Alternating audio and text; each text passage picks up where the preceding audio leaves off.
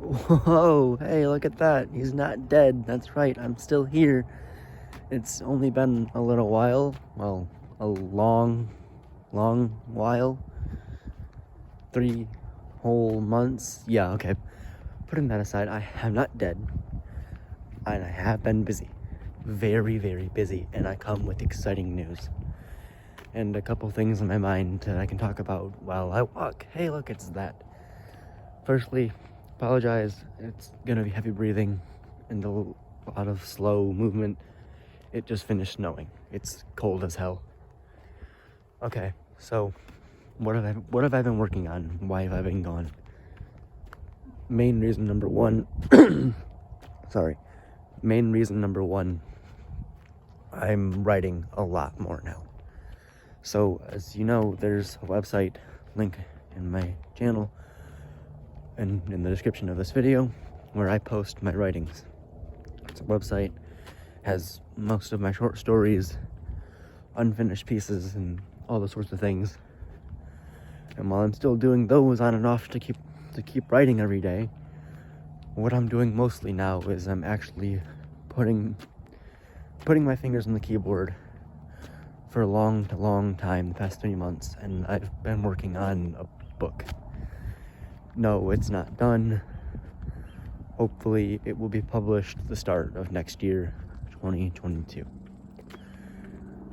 The book will be called The Gilded Plains. It takes place in the far future, still in the Milky Way, on Venus.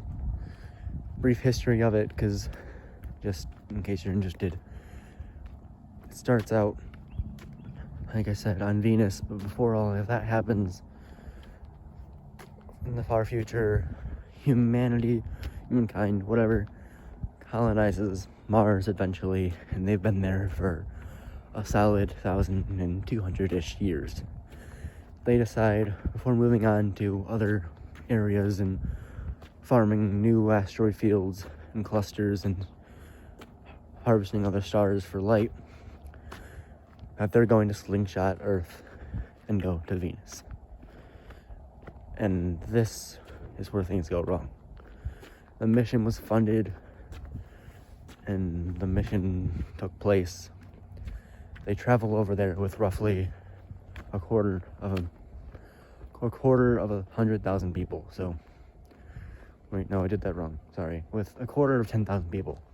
So 2,500 people are traveling over to Venus on several large ships, holding a bunch of other ones.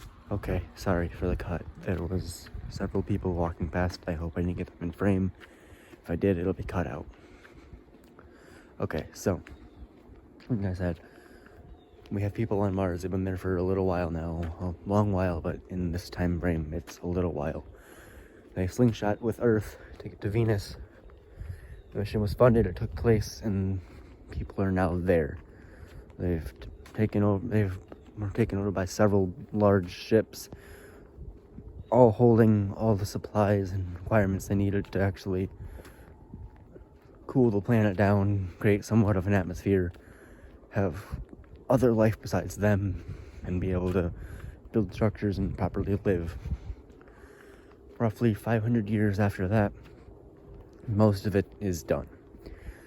There have been very large cooling structures, like almost like the opposite of a space heater, because it's a space cooler, and it cools the planet down within a good 20-mile radius. Like, these things are massive, about 20-ish story tall things that also go into the 20 stories tall in total, only up by about 10 because they're sunken into the ground halfway to help cool the earth and ground, so plant life can actually grow in that area. And there's these placed all over. What these also do is they take the insane amount of nitrogen and iodine that's in the atmosphere of Venus and transform that to a more breathable one. It's not quite Earth's atmosphere. Humans did have to adapt slightly to be able to breathe it constantly, but that all worked. The big issue that they had, though, was starting the Venus project before finishing the one on Mars. yes, construction was done on both planets and it was finished.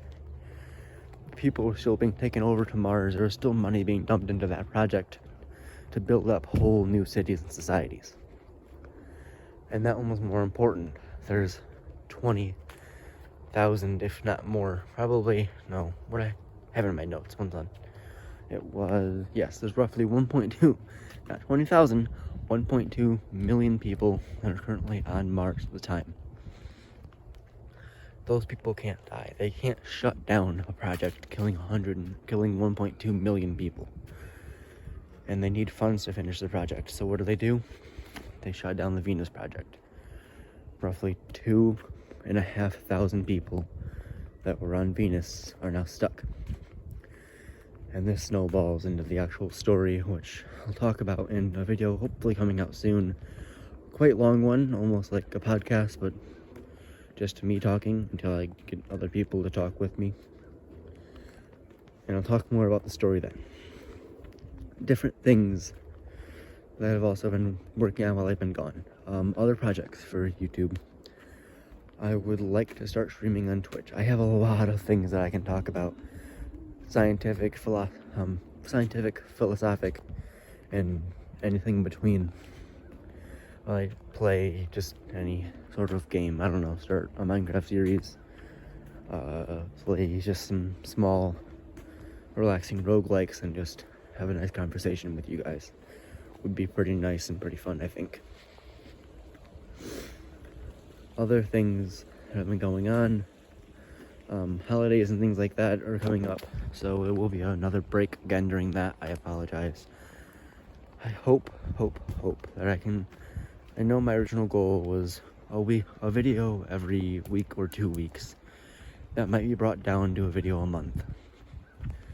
Because until I would say midway through spring, because until then I have a lot of things going on in projects. My engineering class is having a bridge competition. We have to go out and build bridges, and then, yeah, complicated process, and that takes place beginning of spring. We have a lot of practice before that. I'm just gonna be busy. So, what's the topic of today? Well, mainly things that bother me, and this is gonna be more philosophical than my normal scientific math stuff. Firstly, is it just me, or are other people also bothered by how quickly humans can just move on? Like, something tragic happens in someone's life, and maybe 1,000 or millions of people are affected by it, and they're all upset, they're all sad, and they all rush to go post about it and go cry their hearts out on the internet. Given a few days, it slows down. Given a few days, and it's dead. Nobody cares. We just move on. And I get it. People die all the time, like, constantly. During the time that you've watched this video, someone has died. It's something we all have to get used to the idea of. You learn it when you're about 5 years old, or at least I did. And I'm okay with it. What I'm not okay with is just how quickly we move on. It was, I want to say 4 years ago now. No, 3, maybe. When a kid in a grade below me hung himself on his door. And nowadays, nobody cares. And I know 3 years is a decent amount of time for people to get over something. But I remember a month after it happened, and it was the same as it is now. And it bothers me. I still look back at that kid and I think about how stupid it was for him to do what he did. And that he was a great kid. He honestly was. But before I break down or this gets demonetized, I'm talking about a kid dying. I don't make money off this yet, but you get the idea. Other things to talk about, right? Oh, hi, bird. Okay, again, as usual, wasn't prepared for this. Decided, okay, it's been a while, let's press record while we walk home from school. how about more about me so my audience gets to know me? I'm different and special in ways people usually don't consider. I don't know. I mean, sure, there's plenty of people out there that's like, oh no, I'm desensitized to death and violence and gore, and oh, I don't care if a family member dies and stuff like that. I mean, I get that, because you get used to the idea that it happens, and that's that. But as I walk on the trail on my way home from school every day, and I take my nightly walk to go listen to an audiobook or something like that, I know of only 3 people in my whole life that I've ever met that can do the same thing I can. Well, you're walking or you're sitting there, and let's say you see a tree, and you can sit and you can stare at that tree for hours, picturing different things about it, whether it's the literal millions of details there are to see about it, or you're making up stories in your head about where the tree came from, things that could be happening inside it, or where it could be in the end. And it's really, really fun, I think, to be me, which I'm not egotistic at all. Honestly, I hate too many things about me and everyone else. But I feel like if everyone else could just be able to sit and really think and contemplate about what they truly wanted for just a good 5 minutes, that's what you should do. Don't do it if you don't want to, obviously, but there's a good exercise that I learned in school, in psychology class actually, where you take an ordinary object, like let's say a pencil, and for 30 seconds you look at the pencil, observing everything you can about it, and then writing down every little detail you can. And then you do it again, looking for new details, deeper. Write all those down, and do it a 3rd time. And in the end, you should have a list with 3 categories of 1st, 2nd, and 3rd time, with each group on the list with items of what you saw. Let's say the first list you see more easy things to see, like, oh, it's orangish yellow, it has an eraser, there's a metal bit, and it's pointy. And that's all you saw in 30 seconds. That's a bit shit, but yeah.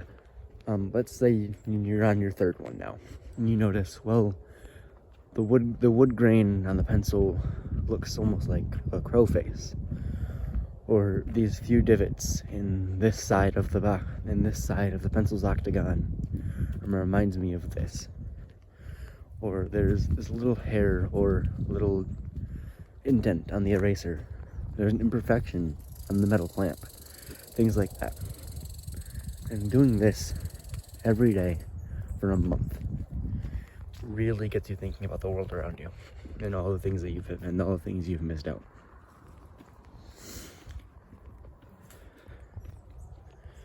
Oh, I feel like I've just sneezed. Hold on. Nope. Okay, we're good. So what else?